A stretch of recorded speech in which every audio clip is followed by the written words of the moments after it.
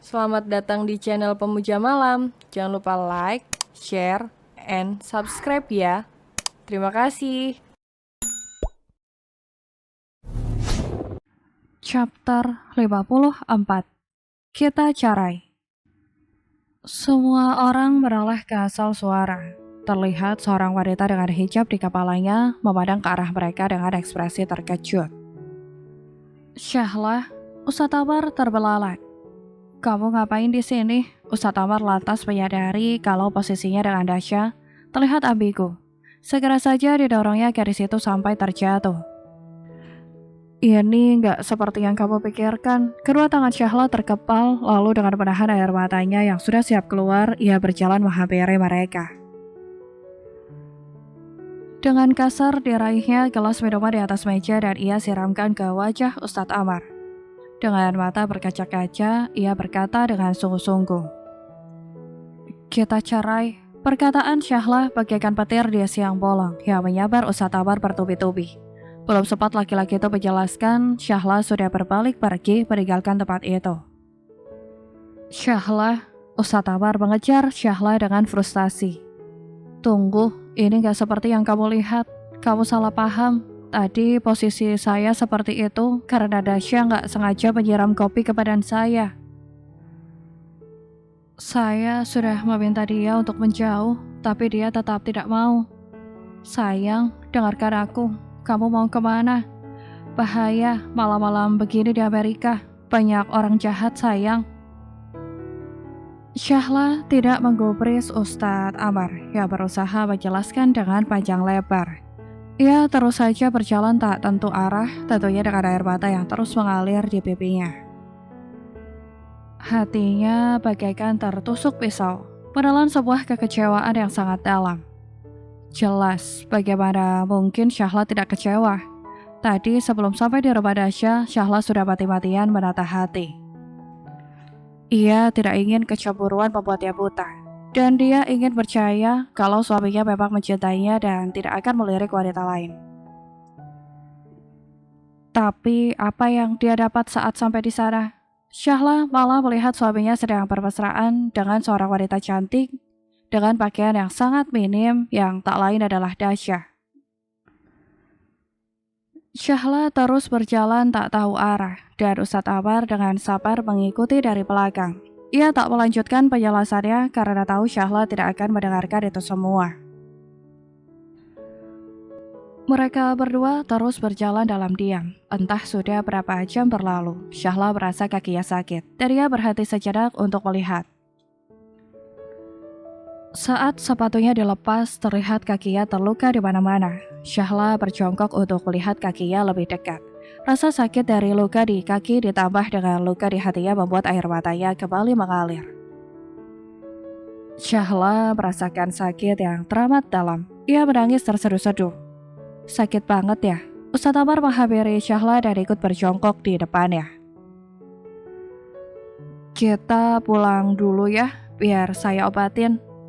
Kamu jahat, Syahla berucap demikian sambil memukul-mukul tubuh sang suami. Iya, Ustadz Amar membiarkan Syahla meluapkan emosinya. Maafkan saya. Kamu sudah janji gak akan ngehianatin saya, tapi mana buktinya? Kamu malah mesra-mesraan sama cewek lain. Iya, saya minta maaf, saya memang salah. Memang kamu yang salah, kamu yang jahat. Kamu yang... Syahla tidak dapat melanjutkan ucapannya karena air matanya sudah kembali mengalir. Ustadz Amar dengan lembut memeluk sang istri, usap kepala Syahla sambil tak hentinya meminta maaf. Saya mau pulang.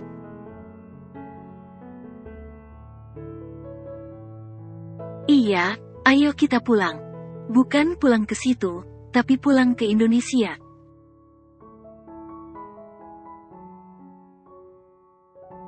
Ustadz Amar terkesiap, tapi kemudian ia menganggukkan kepalanya.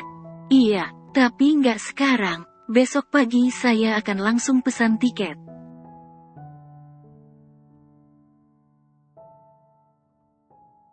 Saya sendiri saja, Mas, nggak usah. Ustadz Amar terdiam beberapa saat, Ia sebenarnya merasa berat mengabulkan keinginan sang istri, tapi ia terpaksa menganggukkan kepala.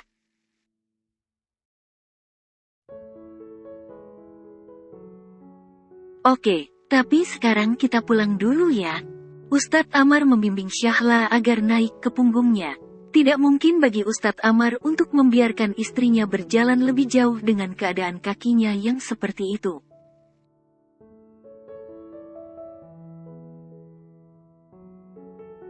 Ia kemudian melangkah menuju halte bus sambil menggendong sang istri. Sepatu Syahla ia tenteng dengan tangannya.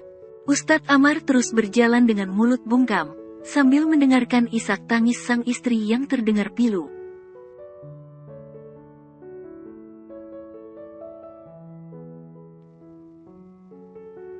Syahla masih tetap mendiamkan Ustadz Amar meskipun saat ini dirinya sudah berada di bandara untuk pulang ke Indonesia.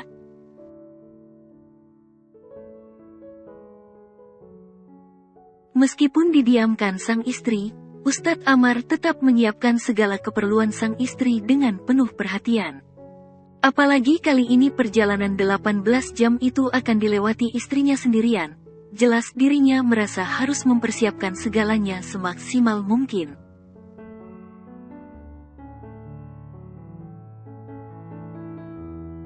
Istri, kamu yakin mau pulang sendiri? Perjalanan Amerika ke Indonesia itu jauh sekali loh. Belum lagi harus transit ke beberapa negara. Kamu yakin bisa sendirian?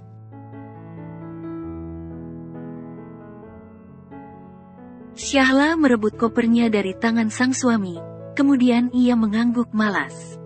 Ia masih marah pada suaminya, bahkan sekarang untuk menatap wajahnya pun rasanya tak sudi.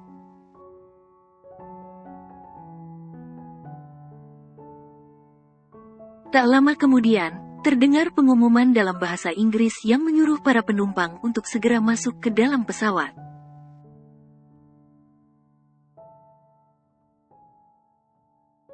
Syahla segera menyeret kopernya dan bersiap pergi. Tapi Ustadz Amar terlebih dulu menahan tangannya.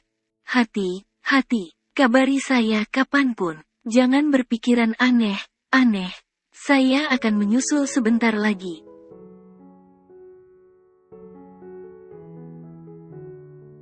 Syahla mendengarkan suaminya berbicara tanpa berbalik ke belakang. Dengan menghela napas panjang, gadis itu lantas melepaskan tangannya dari genggaman sang suami, kemudian melangkah ke depan tanpa menoleh sama sekali.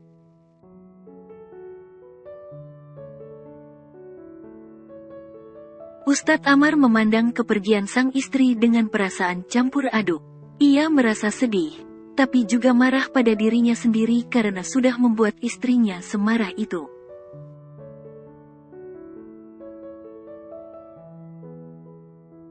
Tunggu saya di sana, Syahla, bisik Ustadz Amar lirih.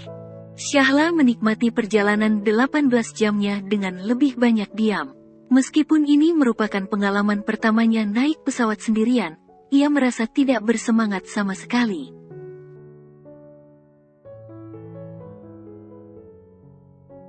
Pikirannya sibuk memutar ulang memori menyakitkan saat dirinya memergoki sang suami bersama dengan Dasa.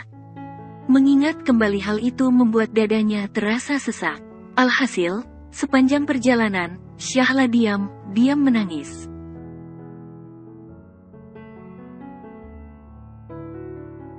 Ia lakukan diam karena tidak mau mengganggu penumpang yang berada di sebelahnya. Tapi, mau bagaimanapun ia menahan, tetap saja isak tangisnya terdengar oleh wanita tua yang duduk di sampingnya itu.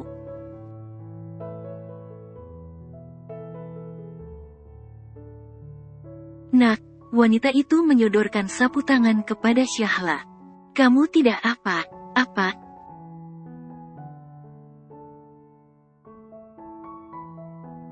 Syahla terperanjat mendengar ucapan wanita itu.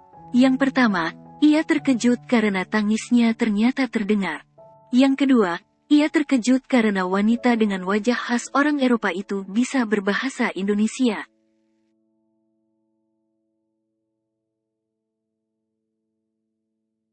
Terima kasih Nek, Syahla menerima uluran sapu tangan wanita itu. Maaf kalau saya mengganggu nenek.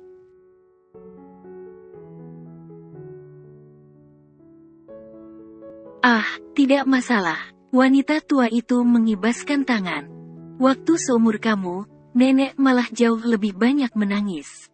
Jadi, menangislah sepuasnya, nenek tidak akan melarang.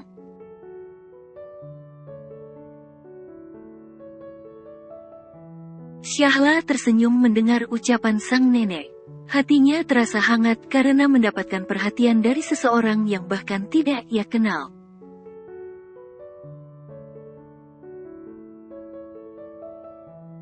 Maaf, Nek, kalau boleh tahu, apa nenek asli orang Indonesia?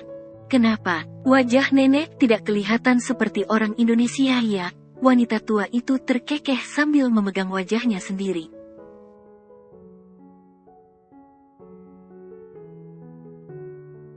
Nenek ini asli orang Indonesia loh.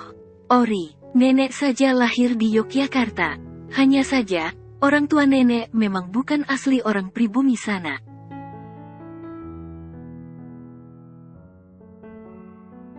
Tapi, kewarganegaraan nenek tetap Indonesia kok. Syahla mengangguk, anggukkan kepalanya.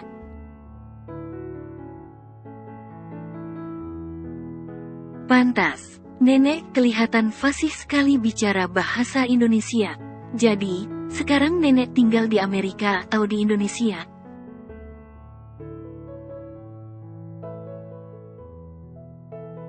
Lima tahun lalu, nenek pindah ke Amerika karena mau mengurus orang tua nenek yang sudah sakitan.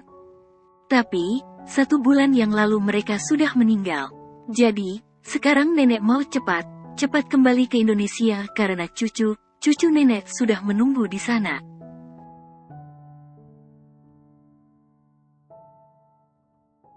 Kamu mau lihat tidak? Syahla menganggukkan kepalanya antusias. Wanita tua itu kemudian mengambil selembar foto di dalam tas dan menunjukkannya pada Syahla.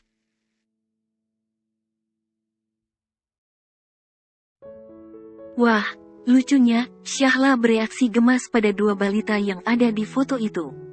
Kembar ya, Nek?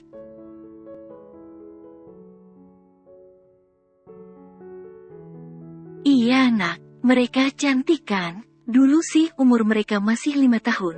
Tapi kalau sekarang, mungkin mereka sudah kelas 4 SD.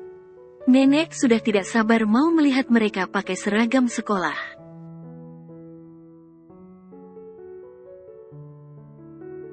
Syahla tersenyum melihat mata nenek yang terlihat berbinar membicarakan cucunya. Kalau suami nenek, sekarang masih di Indonesia.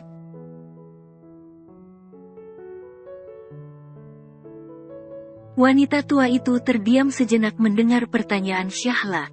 Sambil menghela napas panjang, wanita itu berkata lirih. 3 tahun setelah pernikahan kami, suami nenek yang bekerja sebagai angkatan darat dikirim ke medan perang.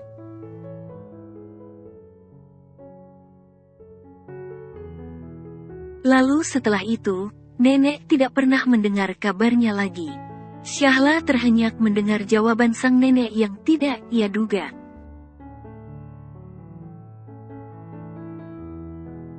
Ah, maafkan saya, Nek. Saya tidak tahu. Tidak apa-apa, Nak. Waktu itu memang rasanya berat. Tapi sekarang nenek memilih untuk menghargai semua kenangan yang tersisa bersama suami nenek.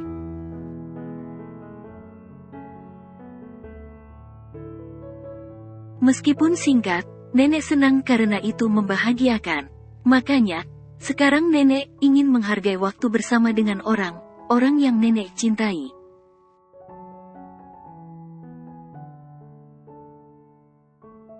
Kamu juga harus begitu ya, Nak.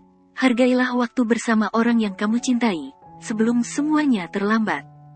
Syahla tertegun. Ucapan wanita itu terasa menusuk tepat di jantungnya.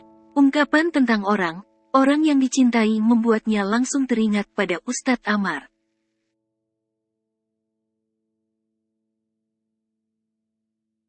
Ah, dia jadi menyesal sekarang. Seharusnya ia lebih dulu mendengarkan penjelasan sang suami dan tidak langsung mengambil keputusan yang tergesa-gesa.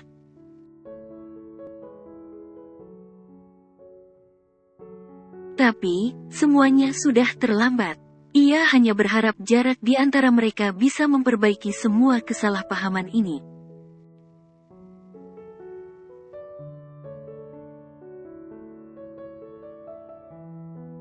Ustadz Amar masuk ke dalam kelas dengan langkah terburu-buru.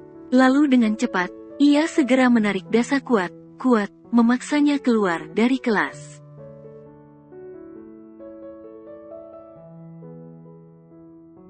Amar, lepaskan, sakit, teriak Dasa yang sama sekali tidak digubris oleh Ustadz Amar.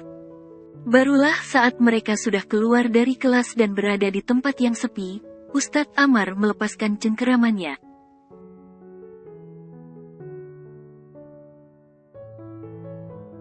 Mar, apaan kamu? Kenapa kamu kasar dengan saya? Dasa memegangi pergelangan tangannya yang memerah. Justru seharusnya aku yang tanya. Apaan kamu? Kenapa kamu mengundang istriku malam itu dan menciptakan situasi yang membuatnya salah paham? Ustadz Amar mengepalkan tangannya kuat.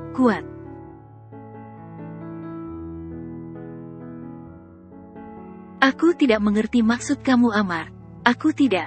Jangan mengelak. Ustadz Amar meninju tembok yang berada di belakang Dasa dengan tangan kosong. Wajahnya merah padam menahan marah.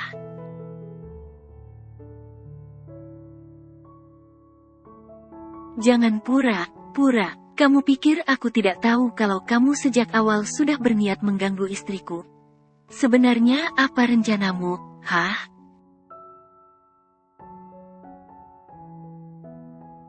Napas Dasa terdengar naik turun.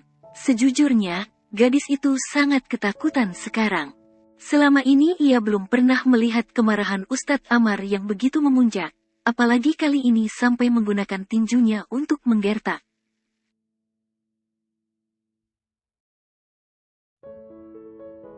Aku melakukan itu karena iri pada istrimu, Amar. Dasa tergagap. Aku ingin berada di posisi istrimu. Aku ingin dicintai oleh kamu.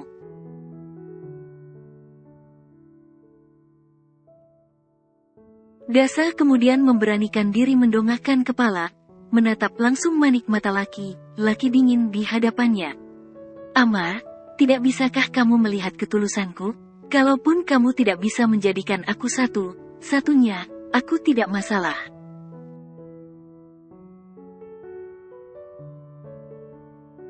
Aku bisa menjadi istri keduamu. Bukankah agama yang kamu anut memperbolehkan hal itu? Aku bisa masuk Islam kalau kamu mau, Amar.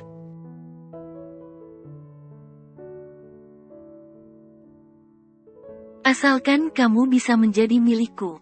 Dasa mendekatkan wajahnya pada Ustadz Amar. Ia berniat mencium bibir lelaki itu.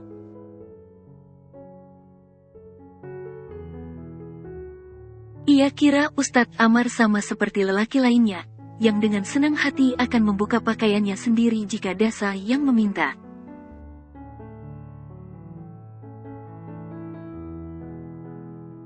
Tapi, tidak seperti harapannya, yang ia dapatkan malah sebuah dorongan kuat yang membuat tubuhnya tersungkur. Au! Dasa berteriak kesakitan karena lututnya menghantam tanah begitu keras.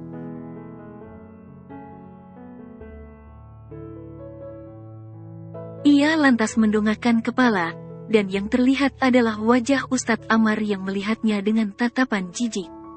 Kau tahu, aku sama sekali tidak punya pikiran untuk menduakan istriku.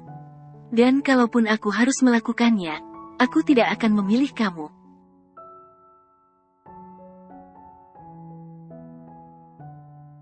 Setelah berkata begitu, Ustadz Amar bergegas pergi meninggalkan Dasa begitu saja. Damn it, teriak Dasa dengan penuh amarah.